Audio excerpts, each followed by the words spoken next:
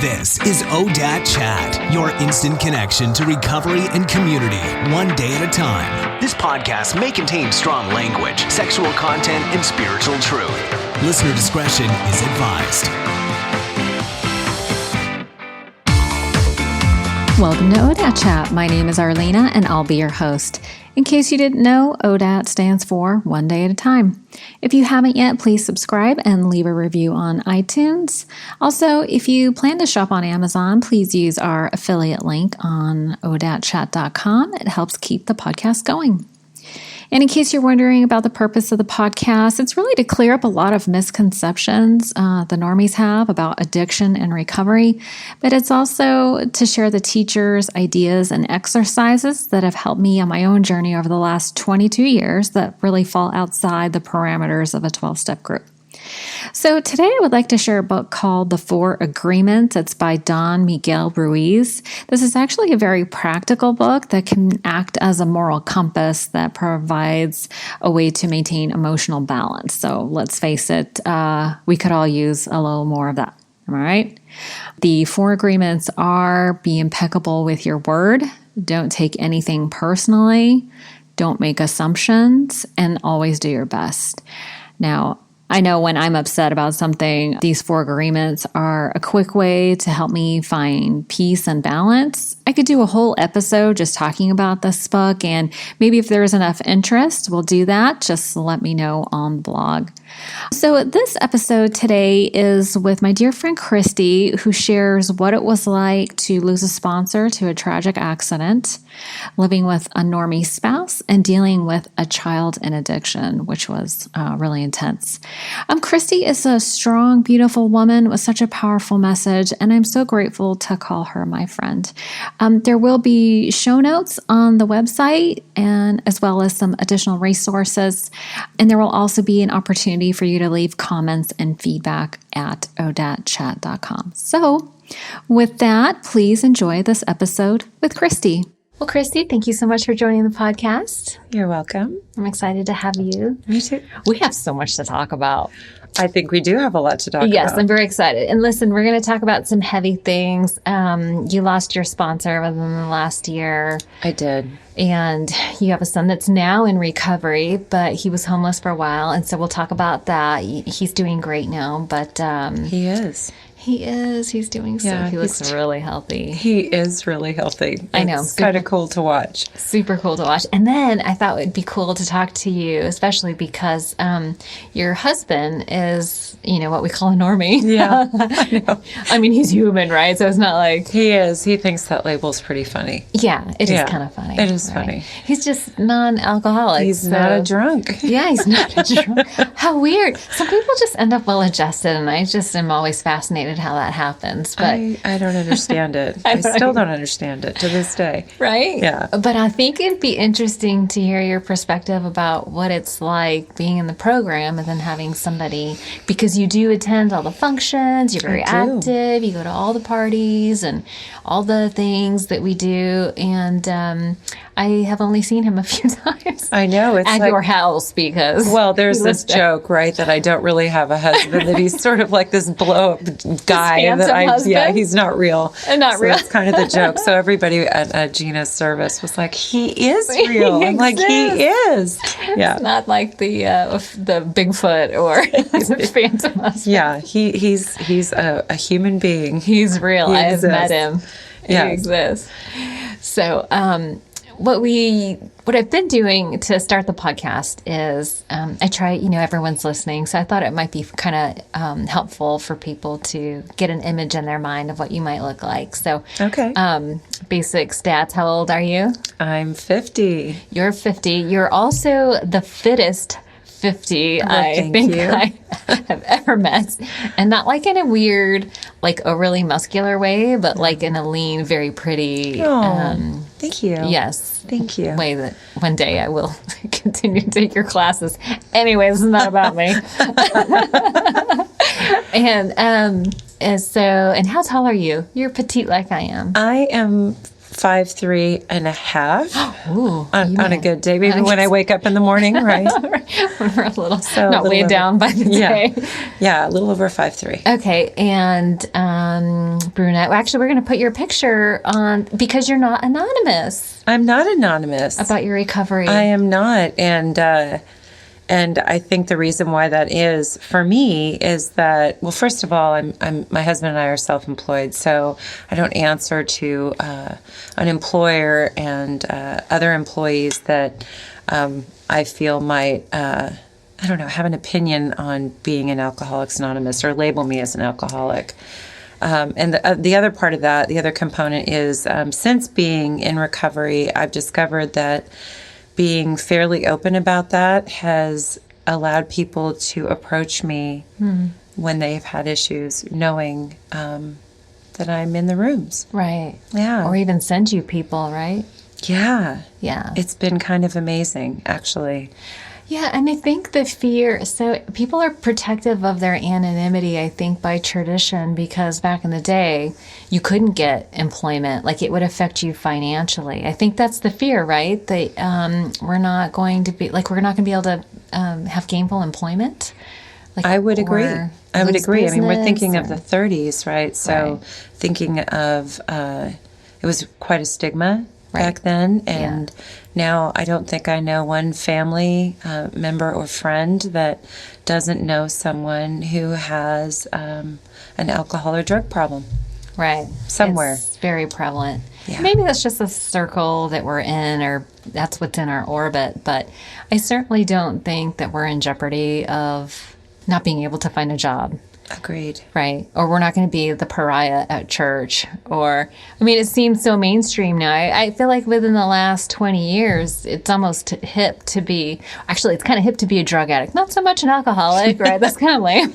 But What's my sweatshirt say? Retired blackout artist. I love that. I love that sweatshirt. It's one of my favorite ones. Like Hashtag sober life, right? You know, Right. It's the truth. I Yeah. mean, I wear it like a badge of honor. Yeah. I do. It is. I do. I mean, the struggle in my disease, the fact that I'm a survivor. You are.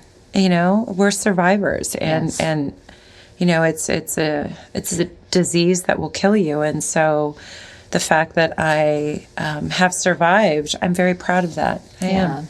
Yeah. I think everyone has their cross to bear, and I think people are still confused about a lot of different things about alcoholism and drug addiction, that it's like a moral issue or that there is a choice involved. I think we lose the ability to choose, but I just think that's interesting that there still is that stigma, or that people are confused that it's a moral. It's not a moral issue. Now, listen, we do plenty of immoral stuff, Right. under the influence. The other thing I hear people say is like, well, you just need to have stronger willpower. Right. That's another thing that I hear people that are uneducated about addiction throw around. Like, well, if they just had more willpower. And it's like, oh, I wish it was that easy. Right. I really do. Then I wouldn't Yeah. be in the rooms of Alcoholics Anonymous, and I certainly wouldn't be an alcoholic if I Right. could will that away. Yeah. I see. I get that people think that it's some sort of, right, I mean, it is a character defect, but willpower, I don't think willpower is a component of. I don't think so either. Yeah. Okay, so you're not anonymous. We'll be using your beautiful face on the website. That's awesome. And how long have you been in recovery now? My sobriety date is February 17th, 2012. So Oh, that's this right. February, I will have 5 years. Oh my gosh, there's something really significant about that 5-year mark. It's the V on the coin. V. It's the V on the coin. You get the V. I thought you were saying the V about V. something else. Oh, Okay. no. It's the V Oh, on the but now that you coin. mention it, huh? Yeah. Hey. On the coin, yes. On the coin. That's the nickel. Okay. That's awesome. Very exciting. And let's see, where did you grow up? Well, I'm not far from home. I grew up, I love when people say this, in the mean streets of Los Gatos, right? Did you really grow up in Los Gatos? I did, but I'm not a traditional Los Gatos girl. I didn't go to Los Gatos High School. I grew up, and this is another joke of mine, I grew up more on the east side of Los Gatos. I did. More Harwood Road area Okay. and Blossom Hill. So I went Okay. to Lee High School. You went to Lee High School. Yeah, Okay. I did. Very good. And tell me a little bit about your family. Oh my God, that would take a whole hour all on its own. So let's hit the highlights because I think that's kind of significant. It is. So here's the short version, if I can make it short. I'm actually adopted, and I'm an only child. So the interesting thing about being an alcoholic is people often talk about it being a genetic disease, that it's in the family. And for me, being adopted, that's information that I was not privy to at all. Do you know now? Do you know who your biological parents are? I do know my biological parents now, and that's sort of one of those slippery slope kind of questions. And on my mom's side, the answer is that there are no alcoholics. On my father's side, I suspect quite likely that he actually might be one or people in his family. Your biological father? Yes. Okay. At any rate, I was adopted by a couple in Los Gatos that couldn't have children, and I was an only child. I currently, I was married one time when I was in my early 20s, and I had a daughter in that marriage that didn't last. And shortly thereafter that divorce, I ended up meeting a man that had 3 small boys. And then, of course, I had my daughter, and they met through the kids. The kids were actually the reason why we met. They were in the same preschool together. Fast track that, and we're married, and we now have a blended family of 3 boys and 1 girl. And then there's also this other girl that's not his biological nor mine. It's his ex-wife's daughter who refers to us as mom and dad. So it's this crazy blended family. And I actually, a year and a half ago, adopted one of my stepsons. Just one of them? Just one. He asked me to, and I was willing. Absolutely. How old was he? He was 26. Oh, how cute. I know. I had a 26-year-old boy right out of the gate. Yeah. Wow. So now, legally, by law, I actually have 2 children, and then I hate to use the word step, but yeah. If I'm making a description, that's what they are. Well, it only defines bloodlines, really. Exactly. It doesn't really. And for me, that is, my history is not one of much of bloodline, so I don't. Yeah. And I've also learned that in AA, right? Right. Family is family. It's the people that you surround yourself with. And they're my family, and people in AA are my family. So. And your adoptive parents, neither one of them drank? No. So it was not learned behavior in your case? No. A typical bottle of hard liquor in the cabinet that literally would be there all year long. Like dust on it. They dust it off and bust it out for the holidays. Right. And, everybody'd have a little drink, and then they'd pour out the rest, and it was... hindsight, it's strange behavior to me. That is not what I'm accustomed to. No, I would be the one running around behind everybody, cleaning up and drinking Finishing all their the drinks. Right, that would have been my job. But no, there was no drinking in my household, really, except for very rarely. Yeah, and you know what's funny is that neither one of my parents drank either, ever. So I didn't learn it from my parents either. There you go. My biological, I only have biological parents, but I only have a stepmom. But whatever. I'm suspect to why I have some thoughts on why I used alcohol in my life over various times in my life. And it wasn't just to drink and fit in. It really was for the effect. And it was to drown out some different things over my lifetime. And for different reasons, really. As a teen, it was really, I had huge dad issues. Is that when you started drinking? I started drinking as a teenager, and I never really thought of it to be a problem. But now, as an adult, when I look back, what I really realize now is that I participated in drinking and drugging in the extreme when I did it. And it wasn't that I always did it, but when I did it, I drank a lot and I used a lot. And it was for a run, and then I would stop and go, God, I shouldn't do that again. Was it like binge using it? What kind of drugs were you using? Oh, God. At the time, we called it crank back then. yeah. Back in the day, right? Ew. That's dating What myself. is that now? I guess that's meth. I don't even know. God, I don't even know what that is. All I know is it was yellowish and it was, and it allowed me to drink. Oh, God, it burned and the dripping and but it allowed me to drink more, Right. And that was really the end game, right? How long could I stay up and party and be the life of the party? If I added that substance to my drinking, my fun would last longer, right? And I could check out longer, and it just made perfect sense at the time. Yeah, it feels like for me, like looking back, it feels like a coping mechanism, and that's what it sounds like you're describing is a coping mechanism. In a big way. The man who raised me with my adopted parents, he had no desire to be a father, and he made that very clear verbally. Wow. The sole reason for my being there was because my mother wanted children, and if he didn't allow her to adopt, then she was out of there. Oh, really? Yeah. So they adopted me, and he made it clear in no uncertain terms that he really had no desire to be a father. Wow. And I knew that, and that's kind of hard as an only child and a girl, and you see other girls close to their dads, and I was really jealous, super hurt, and felt not good enough, big time. Oh, yeah.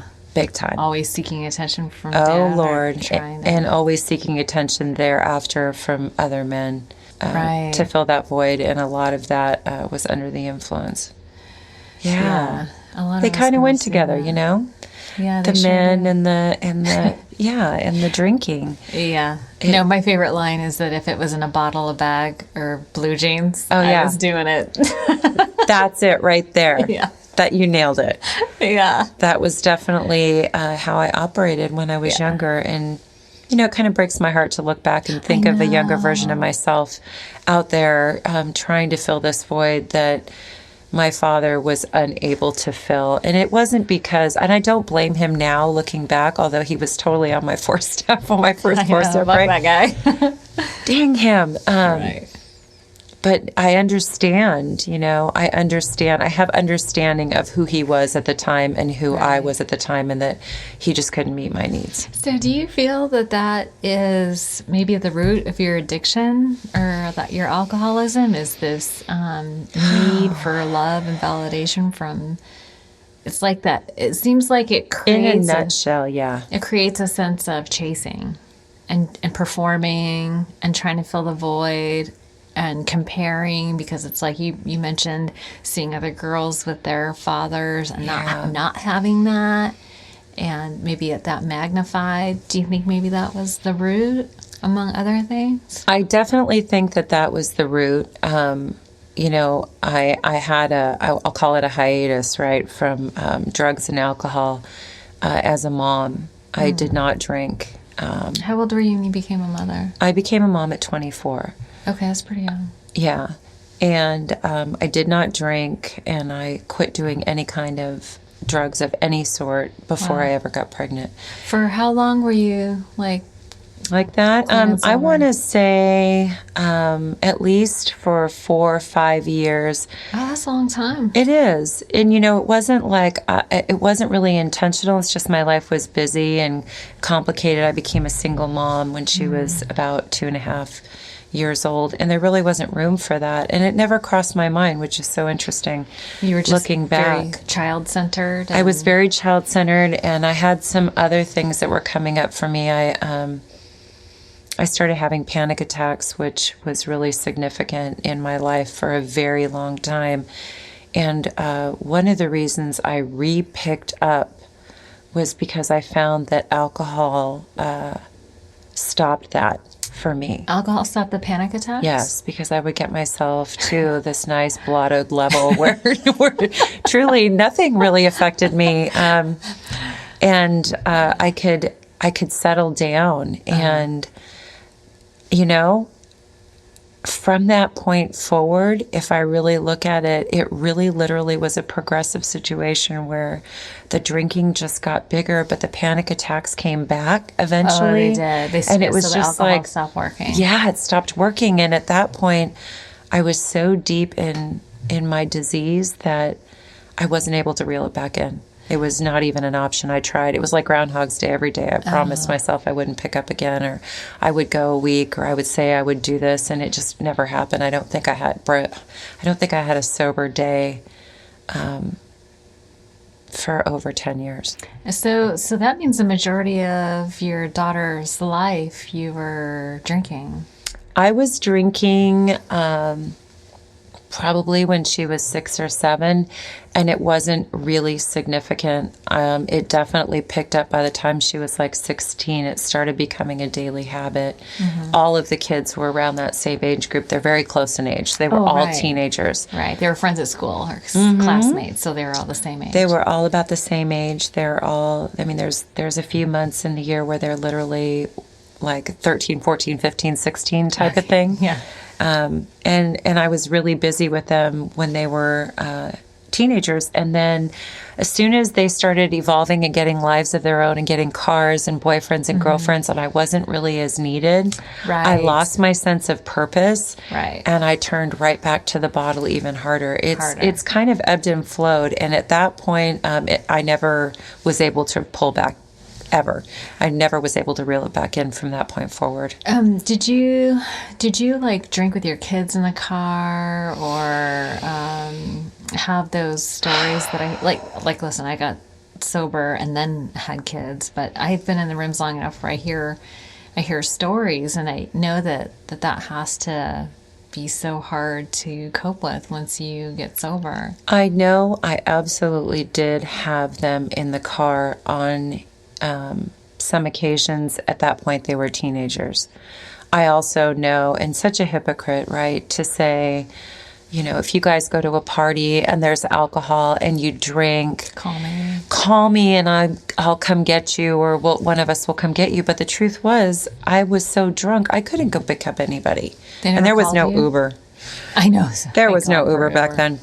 Yeah. No, they didn't. They never really got into the drinking thing. They didn't. Not so much. Not until they were probably like 17, 18. You know, they'd probably go to the occasional party and they would spend the night somewhere, or they would have a sober person bring them home on the rare occasion that they did that. But, you know, I was not the reliable person that could go get them. And yet I continue to say that.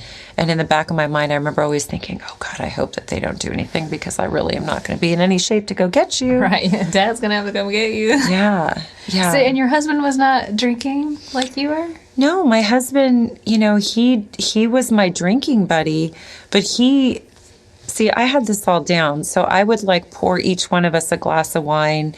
I would look like I was sipping my glass of wine, but what was really happening on the back end was I had all these bottles of vodka like hidden strategically all over the house. Like they were in my closet, garage, yard, bushes. Wow, yeah. So, you know, I was like, I'm going to go to the bathroom. I'll be right back. But what I was really doing was sitting on the floor of my closet, pulling a bottle of vodka out of a boot and drinking. Yeah, insane. Right. And he'd always be like, God, you're such a lightweight. You know, I'd look like a right poor guy. I know. Oh, my God. I know. Yeah. So much. Gosh, I just don't drink that much. You know, it's just bullshit. So affected. Yeah, God. Meanwhile, you're God, like, glug, glug, glug. Yeah, there I am hiding in the closet, like listening for feet, right? Right. I mean, I laugh about it now, but it was lonely, dark. Oh, God, yeah.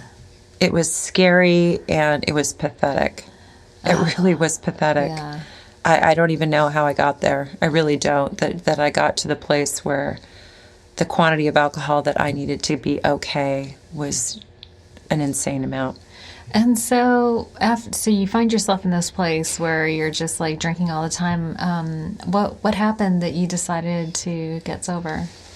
I'm sure there's a sequence. There is a sequence. And, you know, the cat finally was out of the bag is really what happened. I was able, for the majority, to... I don't think I ever actually fell asleep ever. I think I actually was always passing out at that point. Yeah. And, you know, I started to day drink. And that quickly led me to one of many bottoms, and that one looked like my husband finding me passed out in the bathroom, to his shock. and I was completely unconscious. I could not be woken up, and You were so drunk, you just I was so drunk. And he came home and found me and tripped to the ER, and my blood alcohol was 0.41. What? Yeah. How are you not in a coma? Yeah. And, when I was conscious enough to have any kind of conversation with the ER doctor, I love how we minimize it. What do I say? What's the first thing I say to him when he's telling me that I could be dead, I should be in a coma? I tell him, it's okay. I'm a professional. That was my logic. Okay. At the time. That was your rationalization. Yeah. My logic is, I'm fine. I'm a professional. That's probably, in my head, is that's not that bad. But, unfortunately, they sent me home. They sent me home with Ativan and told my husband, this is not normal for somebody to come in. What's Ativan? Ativan is, they told me to stop drinking, and they gave me the Ativan, and that was to help me detox from the quantity I had in my body so I wouldn't get seizures. Oh, okay. And like a good alcoholic, I went home and I took the Ativan, and, my husband hadn't caught on that there was bottles all over quite yet. And I drank more. Oh, my God. And within 24 hours, I was back in the hospital again. And at that point, the doctor said, your wife is an alcoholic.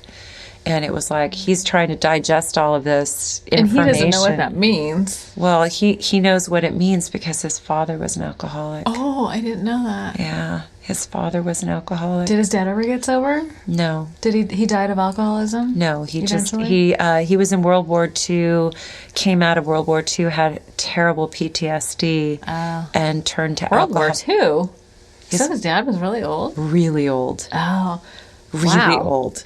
Yes. Holy shit. And his father he didn't ever get help for the PTSD. He turned to alcohol. Right. And subsequently drank for Jim's entire life and was very physically abusive. Aww. So he very much, the truth is, I think he knew I had a problem, and I think he didn't know what to do with it. Mm-hmm. And I think when all of this came to a head that weekend, they immediately took me, admitted me to CDRP, and that was the beginning of my journey to try to get sober. Okay, so that's an outpatient program, right? Yes, through Kaiser. CDRP, okay. Yeah. Unfortunately, I'm convincing, and after 6 months of doing the program and doing what I need to do to not affect my marriage, I convinced my husband and everyone else in my life that it was all an isolated incident, and literally with permission made the decision it was okay for me to start drinking again. And what I can tell you is my obsession to drink came back after that first glass of wine. Oh, it's not awful. It was awful. And I thought, don't act like you want another glass, because then he'll know, and then you'll have to admit you're really an alcoholic. So I literally obsessed for an entire week about when it was going to actually be okay for me to pick up another drink. And it wasn't about 2 weeks before I was hiding bottles again. It went right back there. And it took me a year and a half of trial and error, 30 days, 60 days, 90 days before I was actually able to stay sober. And I just want to say, for I know that there's going to be people listening to this, is that when I first came into the rooms through CDRP, I had no yets that we talk about. Right. I had no consequences outside of just my husband being horrified. Really close. And in that year and a half while I was out there drinking again and trying to get sober, I acquired a DUI with a hit and run. I also visited many more hospital ER rooms, as well as institutions, because I'm a blackout drinker. And institutions like a jail or institutions like a hospital, like hospital psychiatric facilities, 5150s, 14-day holds, stuff like that. 14-day hold. Ooh, girl, you were crazy. Oh, I was nuts. Don't you know? I say crazy stuff when I'm drunk. Oh my goodness. And I have no memory of any of it. Thank God. I know. I remember hearing Gabriel say, "Oh, I remember it all," and I thought, "Oh, you poor bastard!" I know, right? I don't remember anything. Although another little snippet, and this is not funny. I can't find the humor in this one. Is that in one of my drunken binges, I was holed up in my room at that point, and my daughter came in and tried to take my bottle of vodka from me, and I was in a blackout, and I retaliated, and she turned her iPhone on to record me, and I got to view what I look like. Oh my God. Loaded, and I got to hear all the horrible things that I said to my daughter that I had no memory of, and I guess that was a blessing and a curse in a lot of ways, because I can't believe I did that. Yeah. But I don't know that I would have believed that I did it had I not seen it for myself. Because it was so horrible. It was awful. I said awful things. That's the Jekyll and Hyde.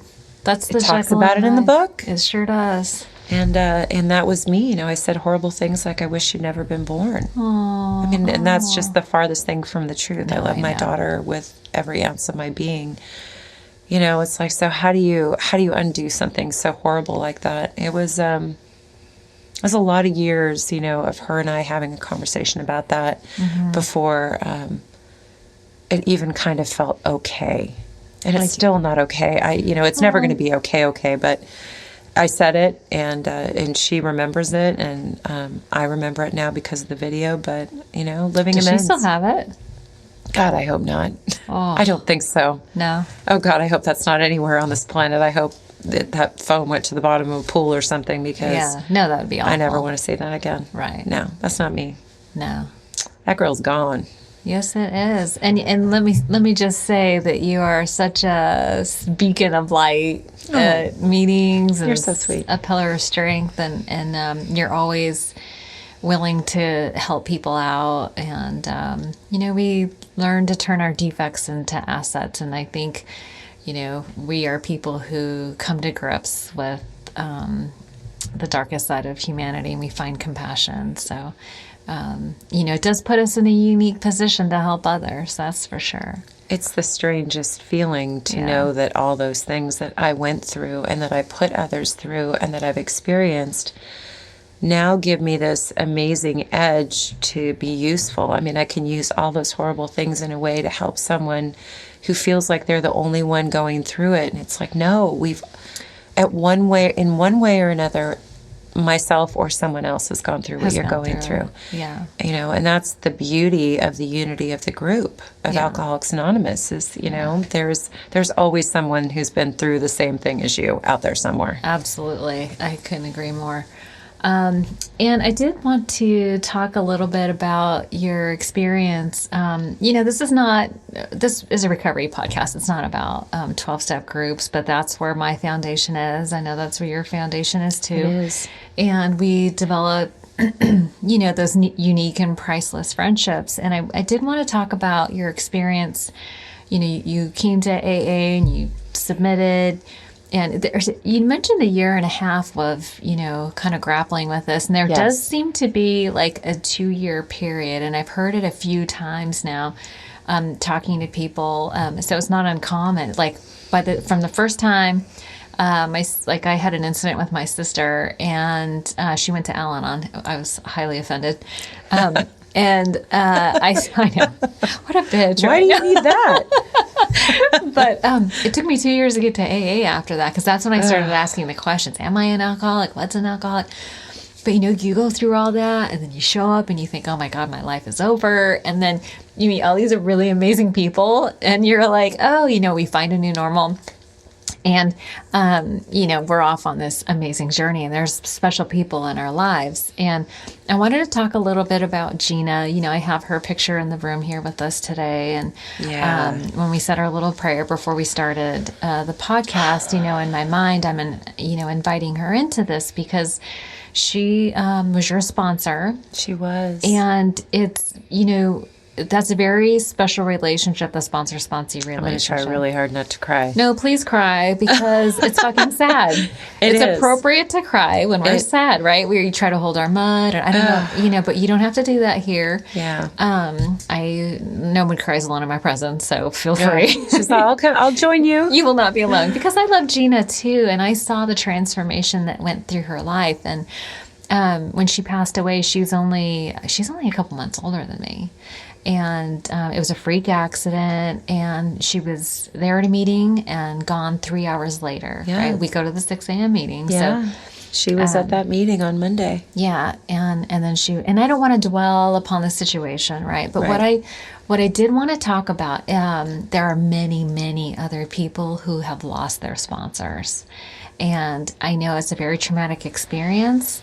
It puts you through all kinds of emotions, and then there's a process of what do you do after. So walk me through the experience, if and maybe like in the highlights of what it was like, but then what it's like now, because you did have to, we do live in the 12-step community where it's expected that you'll find another sponsor and continue working steps and continue your recovery process. So kind of walk me through that whole experience.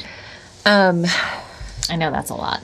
It is, but it's okay because, anytime I have an opportunity to talk about Gina, I know. I am more than willing.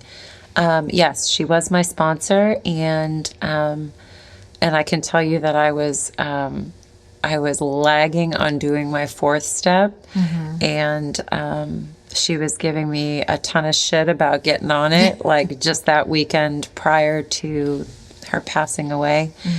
And when I got that phone call that day, I just want to say, when I got that phone call, it's really surreal to get a call like that. It is, yeah. And I didn't believe it at first. Her children did not know at that point, and it hadn't been confirmed yet. So you got the call. I got the call from the person who was contacted directly by the Highway Patrol. Right.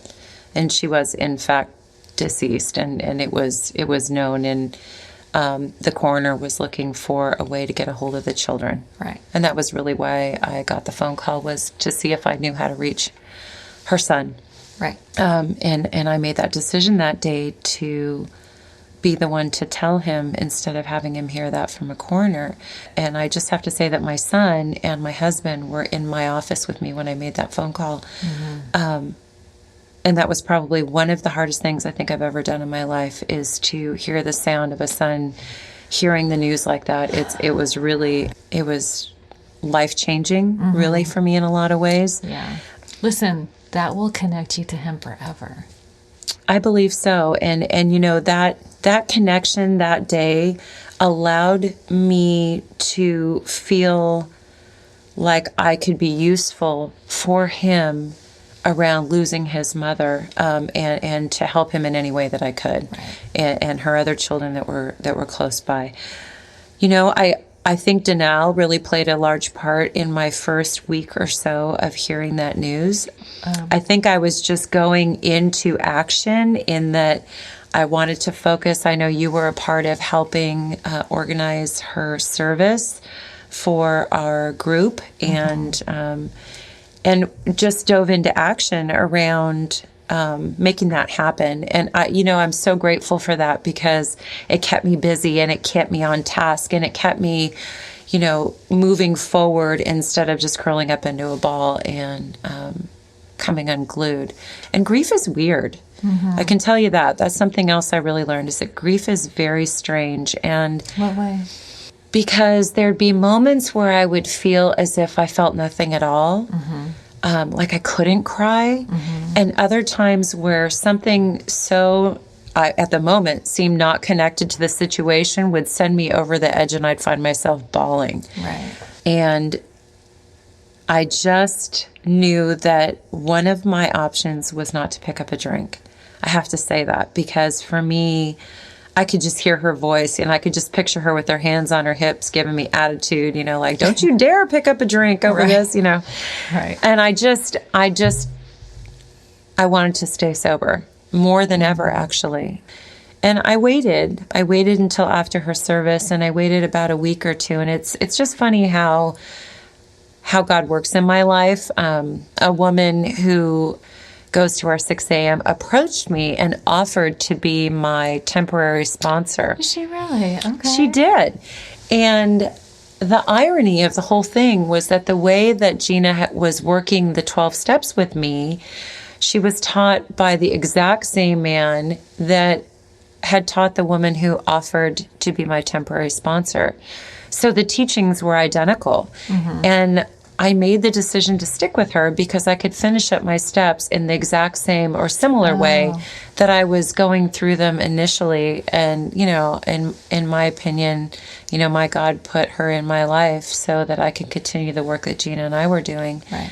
And she comes up a lot when we talk, you know. I'm sure. She comes up a lot when we talk. And, you know, the waves of grief came and went for a really long time. I still catch myself, you know. I carry a picture of her in my car, and there's one in my office.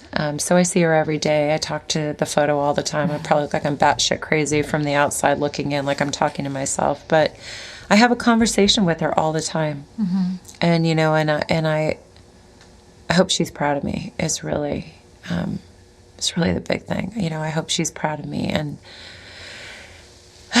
yeah. And, you know, I just kept moving forward.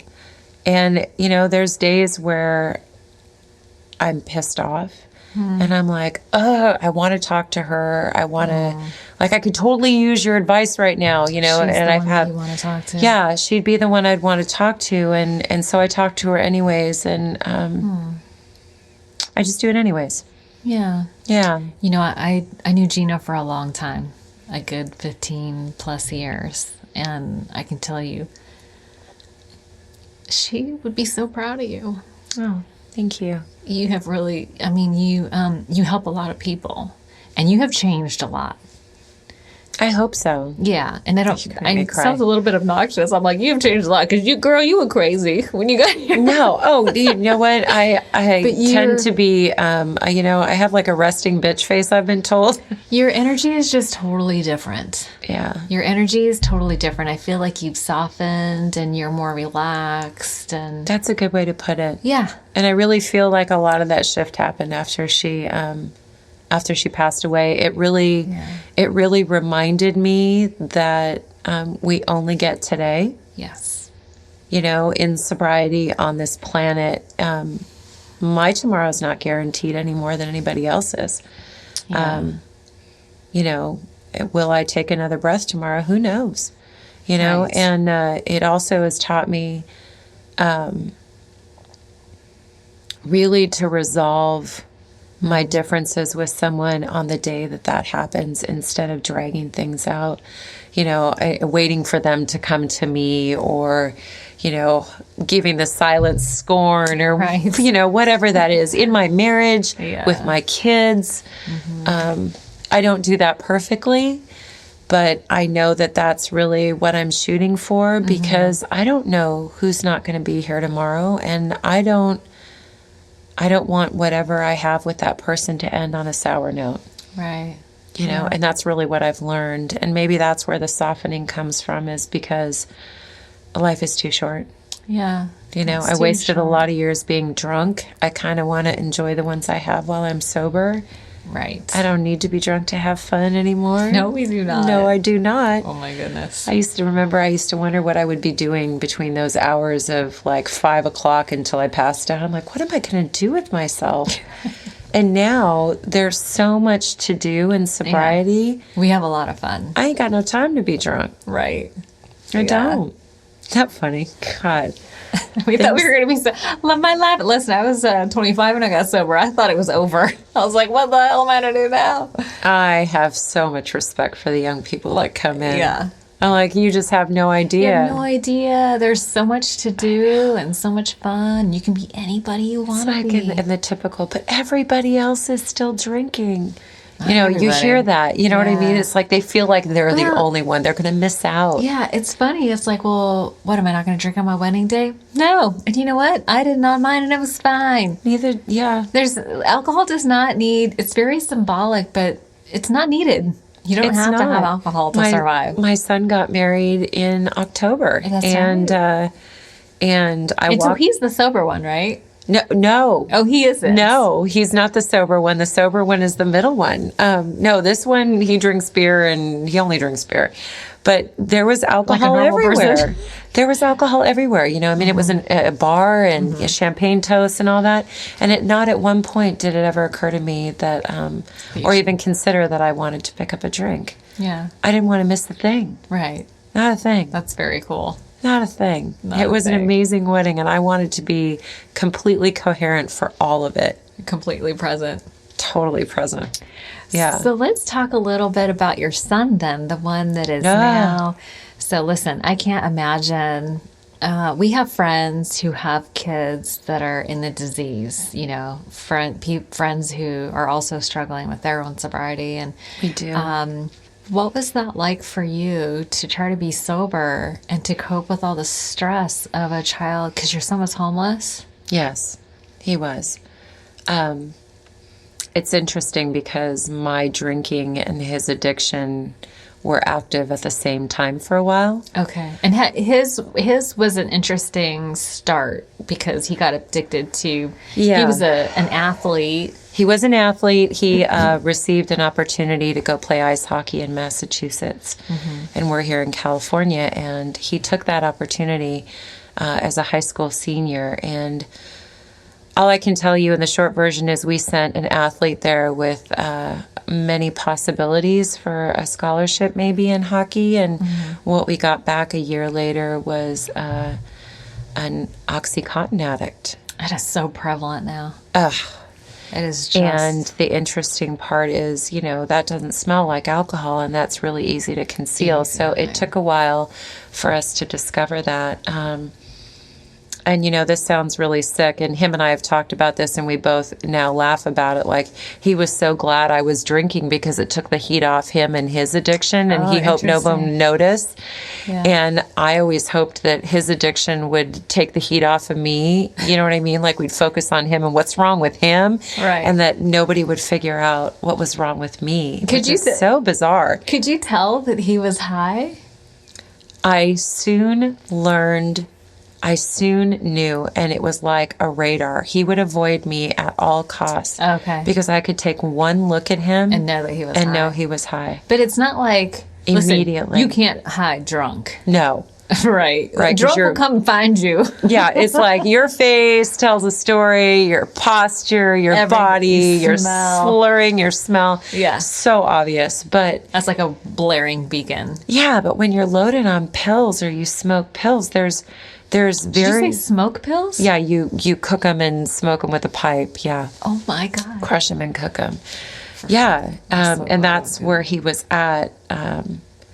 And, you know, we all set lines in the sand, right, about what we're not willing to do. Like, I'll never drink before noon or whatever. Yeah. And his was he'd never stick a needle in his arm. Oh. And, you know, I drank before noon and he stuck a needle in his arm at one point. He lose the ability to choose at some point. He did. He lost the ability to choose. And just like for me, you know, I drank in the end there to not get sick.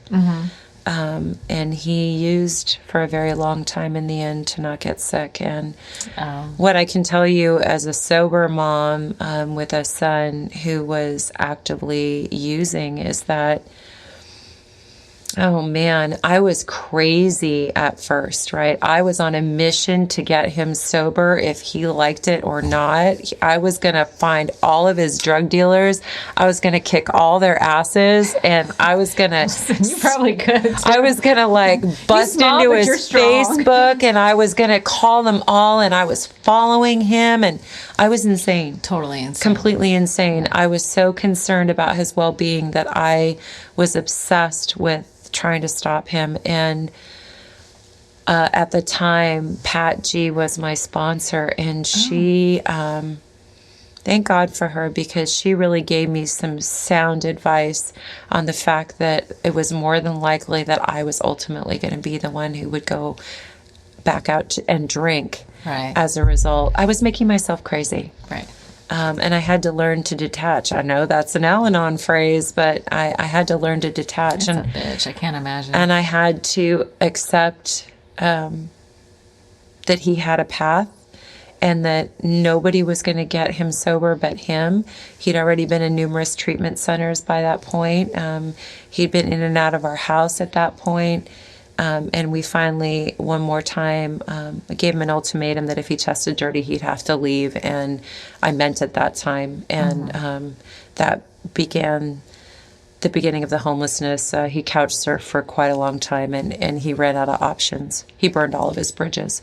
Because of the drug use? Yes, stealing, manipulating, whatever we do to get to get our next fix. And eventually he was, he was 23, 24 years old, pushing a shopping cart with all of his belongings. And he was robbing places to get money. He was stealing things. And it was one of the hardest things I'd ever done, and that was up there, with having to tell Gina's son that he lost his mom, was to drive by my own son with a sign, sitting on the side of the road, panhandling for money so that he could get heroin. Oh, wow. Yeah. How did you, listen, I can't imagine the pull that you must have felt to go rescue him. How did you resist? I would stop and talk. We would talk. Oh, you would stop and talk to him? Yeah, I would stop and talk. He had a pit bull, Daisy, at the time, that has a story of its own that grew legs, which has been really amazing. But I would stop and we would talk. We'd sit in the parking lot and, I'd just ask him if he was okay, if he was ready to stop yet. If he was, I could help him then, but I couldn't before. And, and he would be honest with you and say, he would be I'm not ready? really honest. He's like, no, yeah, he would be really honest. And that's some of the hardest stuff I'd ever had to hear. What is that saying? Acceptance is not approval. I did not approve at all. I wanted my kid back. I wanted him to have his life back. I didn't want to. I'll tell you, there was a point there where my husband and I, like, anytime our phones would ring and it was a number we didn't recognize, we feared it would be that call letting us know that Jason overdosed. Right. He'd been in the ER multiple times. Did you get those calls that he was in the hospital? We took him. He would. Oh, okay. He would call and say, I need to go to the hospital. Or how would he call you? Did he have a phone? One of those Safeway burner type phones that you buy. Yeah, he did have a phone most of the time. Wow. We had a phone for him, and we kept it for him for a really long time. Okay. And then made the decision to shut it off. Okay. Because I didn't want to be paying for the phone that was making the calls to his drug dealer to make connections. Right. Sorry, I'm going to make it for you as hard as I could. Right. And he just bought a burner phone. Okay.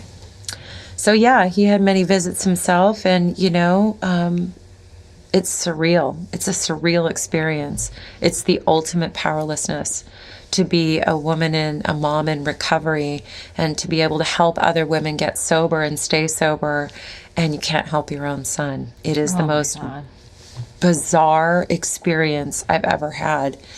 I cried a lot. I was pissed a lot.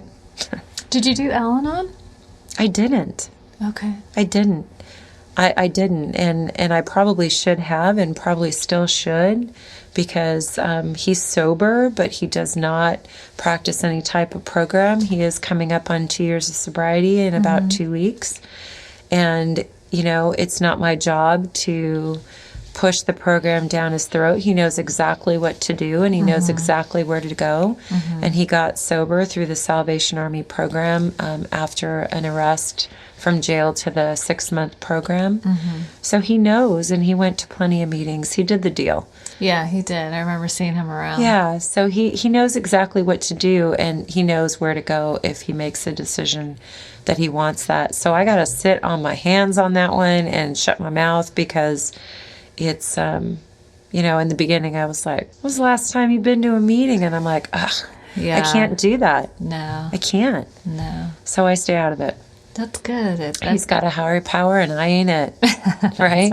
Because if you could have, you would have saved him. Exactly. And I couldn't. I just couldn't. I like that. What is it? The 3 C's. Like, you didn't cause it. You Yes. can't control it, and you can't cure it. And I know that's an Al-Anon thing, and that's in my big book. Yeah. I got that from my current sponsor. Yeah. Because she is an Al-Anon. She is. Yeah. Oh, that's Which is good, because I get a little bit of both from her, which I'm almost like, maybe I don't need Al-Anon. I got this dual person right here is hooking me up. I get both. Yeah. So I've danced around Al-Anon a little bit, and it just seems so hard. And I go, oh, you know what? I'll just double down on my other program. I'm not going to. And, I have my sponsor goes to Al-Anon, and she's like, wow, this is way harder. I've heard that. Maybe that's why I haven't tiptoed in through those doors just yet. Yeah, we'll see. I'm scared. I'm scared. I know, very scared. Listen, I have enough challenges. I have enough to work with.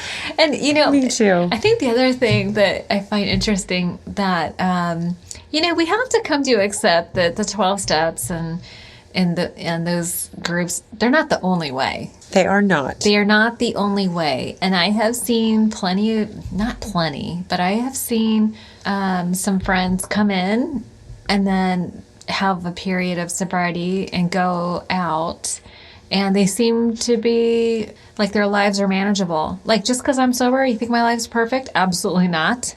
Right. You know what I mean? That. Like, I don't know anybody who's working a good program whose life is that's not the point. No, it's not. The point is that we can draw upon each other for strength, that we continue to grow spiritually, and that's great, and I love my path, but I am very clear it's not the only way.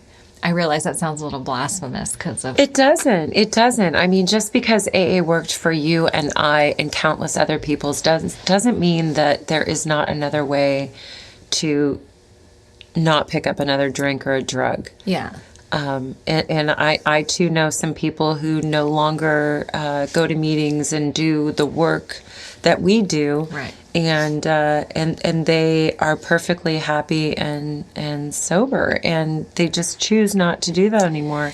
I don't know how long I personally would last. I do. I got to be right in the middle of everything. I know. I feel like I know me, and my default goes back to self-centered, self-seeking, selfish, sick. You know what I mean? It's like I go to meetings and I continue my work because that's like my medicine. I'm like a diabetic. If diabetics stop taking their medication, they get sick pretty quick. I'm one of those people, and I'm very clear about that. I have no attachment to whether you choose to do the same thing or not. I just know who I am, and I know what works for me. And listen, I love our community.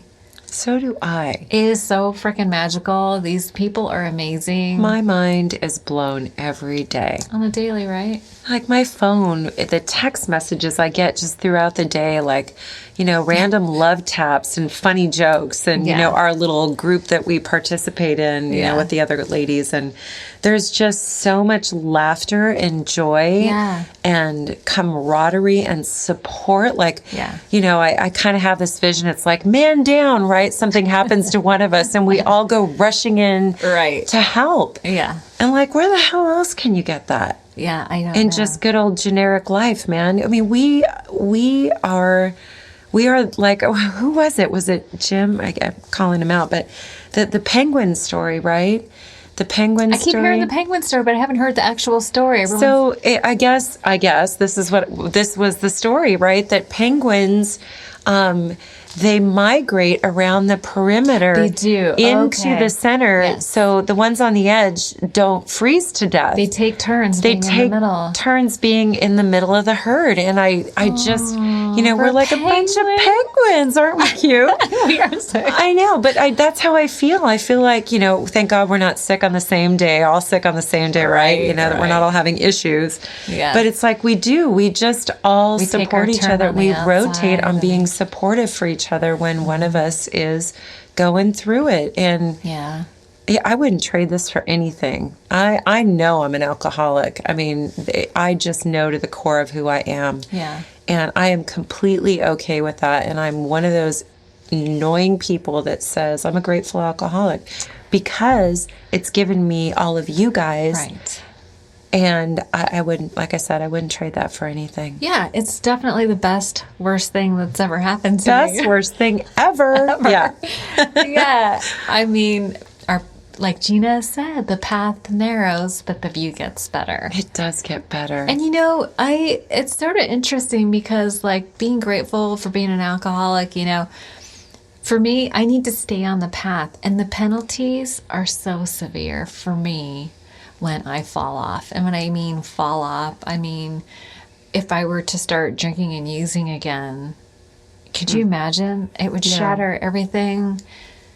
I do believe that I would go, like my disease is doing push-ups, right? My disease over the last, since I stopped, has gotten stronger. I believe that wholeheartedly. I do. I don't want to test it. I am very clear about, listen, I don't think it's normal. Like normal people don't pee in the street in a skirt and heels at 4 o'clock in the afternoon. No, and normal people aren't in line at Safeway at 6 a.m. to buy vodka, a banana, and some coffee so it doesn't look like you're there just to buy the vodka, right? Right. Because that doesn't look shady at all. Because that's when they start selling booze, right? I mean, I was there with the shake.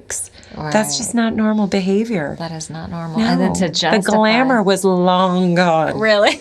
The glamorous part of drinking a martini at a bar looking hot is that illusion was so smashed so long ago. Oh my gosh. I joke around that I had to make jokes. I had to make light of the obnoxious things I was doing. Like I was a puker, right? And listen, I could drink a lot. Most men under the table, but I would throw up all the time. I used to say that if I didn't have splash marks on my shoes the next morning, it wasn't a good time. Oh Lord. Classy. That's very classy, right? Is that so wrong? That's the measure. That's my measurement.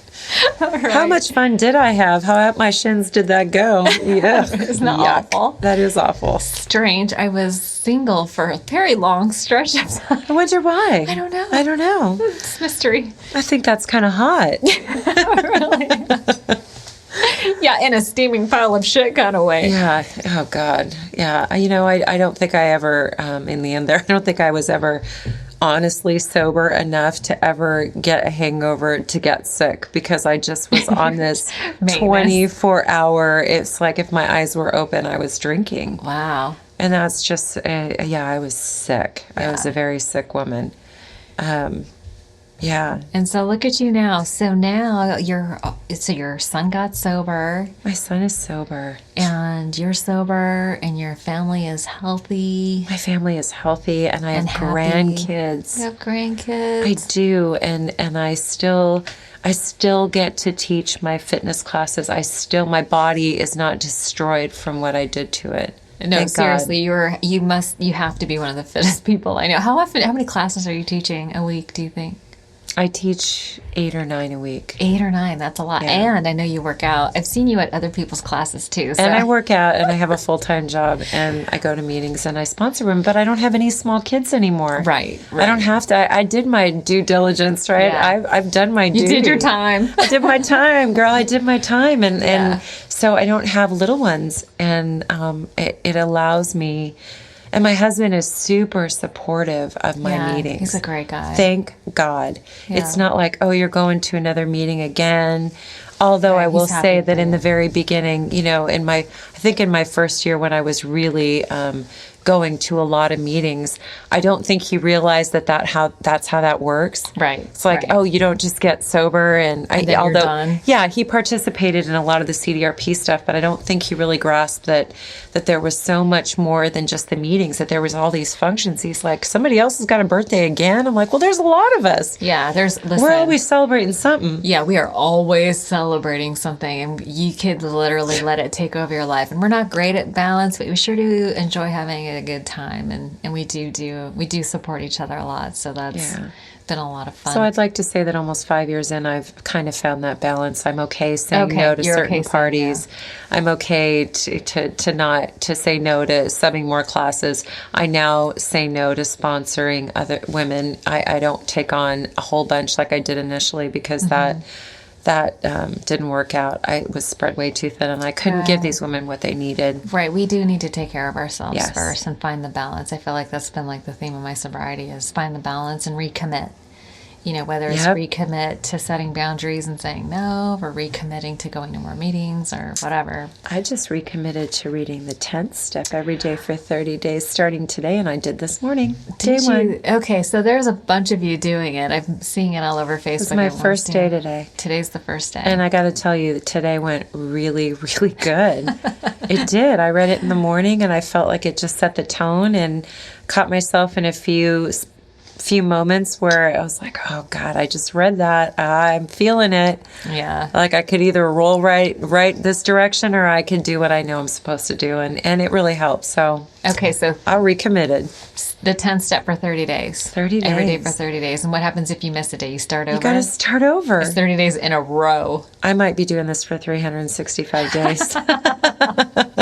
Well, listen, maybe one day I'll participate on the challenge, but it really is. It's useful. I've done it a couple times, and I've made it to like two or 3 weeks, or But then, I'm going to go for it. Good for you. Okay.